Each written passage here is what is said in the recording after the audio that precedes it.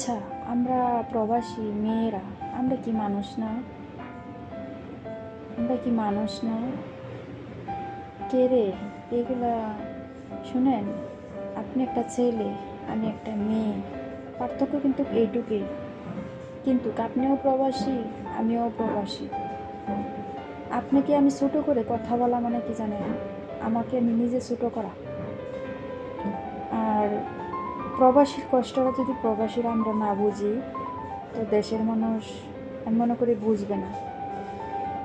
তো এই যে প্রবাসী মেয়েদেরকে খাদ্দামা খাদ্দামা করে কথা বলা হয়, আপনি কি?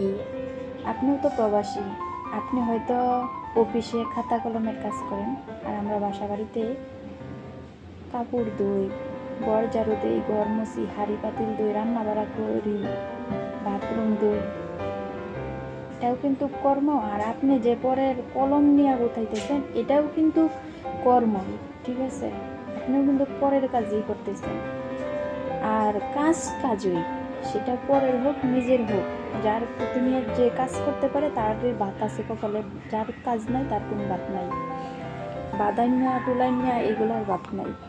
মনে করেন যে এগুলার কামাই বুঝি না করতে জানে, অনেক স্বামী আছে দেখবেন জুয়া খেলা সেরা দেখা গেছে যে আজকে দাম পাইছে, একবারে মাছ গুস্তু আইনা সেরা একবারে ইচ্ছা মতো খাওয়াইবো, বউয়ের জন্য শাড়ি ঘনে নিয়ে আসবো, ইচ্ছা মতো খাওয়াইবো। কালকে আবার এই ডুবে যাইবো খেলতে, যায় সেটা দেখবেন যে দিতে দিতে কোমরের কোষে আর কিছুই নেই। কে পরের দিনকে দেখা গেছে যে উপাস করা লাগবে, দেখা গেছে একটা সন্তান অসুস্থ হয়েছে, তারই মেডিকেলে নিয়ে যাবে, তার হাতে এক টাকা নাই। মানুষের হাতে হাত পাততে পাততে সন্তানটা মানে বেশিভাবে অসুস্থ হয়ে পড়ে, কিন্তু টাকার অভাবে দেখাইতে পারে না, এবং কি মারা যায়, একটা দুর্ঘটনা বইটা যায়, তারপরেও পারে না। তো আমি মনে করি এইসবের চাইতে খাইটা খাওয়া মানুষগুলা অনেক ভালো। সেটা ঠেলা গাড়ি চালায় খাক, রিক্সা চালায় খাক, পরের ক্ষেতে কাজ করে খাক, পরের বাসায় কাজ করে খাক, পরের বাড়িতে কাজ করে খাক।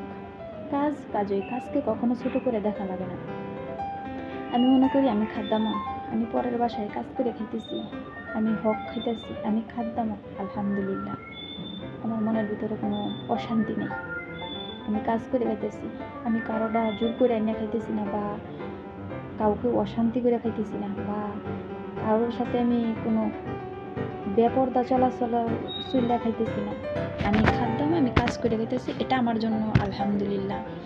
শুনেন, আপনারা কিছু কিছু মেয়েদেরকে মনে করেন দেখেন অনলাইনের ভিতরে উশৃঙ্খল করে, আসলে কি জানেন, এটা জন্মগত অভ্যাস না, এটা জন্মগত তার অভ্যাস না। সে যখন পৃথিবীতে আসছে তখন কিন্তু তার এটা ছিল না, সে মার পেট থেকে এগুলা নিয়ে আসে নাই। পৃথিবীতে আসার পরে হয়তো ফ্যামিলিগত চাপে, হয়তো স্বামীর অবহেলা, অভাব অনটনে যে কোনোভাবে একটা মেয়ে এরকম হইয়া যায়। ঠিক আছে, দেখা গেছে উশৃঙ্খল কথা বলে, উশৃঙ্খল চলাফেরা করে। আসলে কি জানেন, তাকে সুস্থ মানুষ বলে না, আসলে সে একটা মানসিকভাবে একটা অসুস্থ মানুষ, মানে বলে হাফ মেন্টাল। ঠিক আছে, একটা সুস্থ মানুষ কখনো নিজে যেভাবে ইচ্ছা এভাবেই ছাইড়া দিতে পারে না। ঠিক আছে, তাকে অসুস্থ বলা হয়। তো শুনেন, অনলাইনের ভিতরে আমি মনে করি আমরা প্রবাসীরা সবাই এক। ঠিক আছে, হয়তো আপনি ভাই মনে করেন অনেক কিছুই দেখেন, অনেক কিছুই শুনেন, অনেক কিছুই বুঝেন, তারপরেও যদি আপনি একটা মানুষের অবহেলা করে কথা বলেন। আর আমি তো মেয়ে মানুষ, আমি চার দেওয়ালের ভিতরে থাকি, আমি কিছু দেখি না, শুনি না, কাজ করি, খাই, এতটুকুই। আমার ভিতরে কিন্তু জ্ঞান তেমন নাই। তো আমি মনে করি আমাদের ভাইদের ভিতরে জ্ঞান বেশি, মেয়েদের ভিতরে জ্ঞান বুদ্ধি কিছু কম। তো আমি বলবো আপনারা, আমি ছোট করে কথা বলা মানে আমিও একজন প্রবাসী, আমি নিজেই ছোট হওয়া।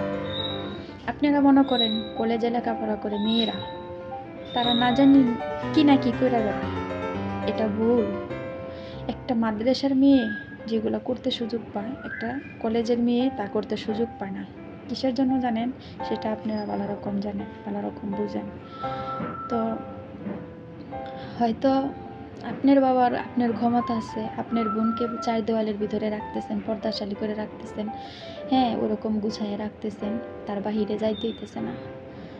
আর হয়তো আমার ফ্যামিলিরও এরকম অবস্থান নাই, আজকে আমি দেশ ছেড়ে বিদেশ, আজকে আমার খাইটা খাইতে হইতেছে, ঠিক আছে? যার জন্য আমাকে আপনি অবহেলা করে কথা বলবেন। শোনেন, তিলিহে বাসা তিলিহে ফকির, সব উপর আল্লাহর ইচ্ছা। মানুষকে ছোটো করে কথা বলা এটা ঠিক না। অনেকেই অনেকভাবেই কথাবার্তা বলে, নিজের কাছে কষ্ট লাগে। শালার খাদ্দামা এইসব কথা আসলেই কষ্ট লাগে, খুব কষ্টকর কথা। তো জানি না আমার কথা শুনে কার কেমন কষ্ট লাগে, তো যদি কষ্ট লাগে তো আমাকে ক্ষমা করে দেবেন। ওকে, সবাই ভালো থাকবেন। আসসালামু আলাইকুম। আমার জন্য দোয়া করবেন, আমার দুটি সন্তানের জন্য দোয়া করবেন।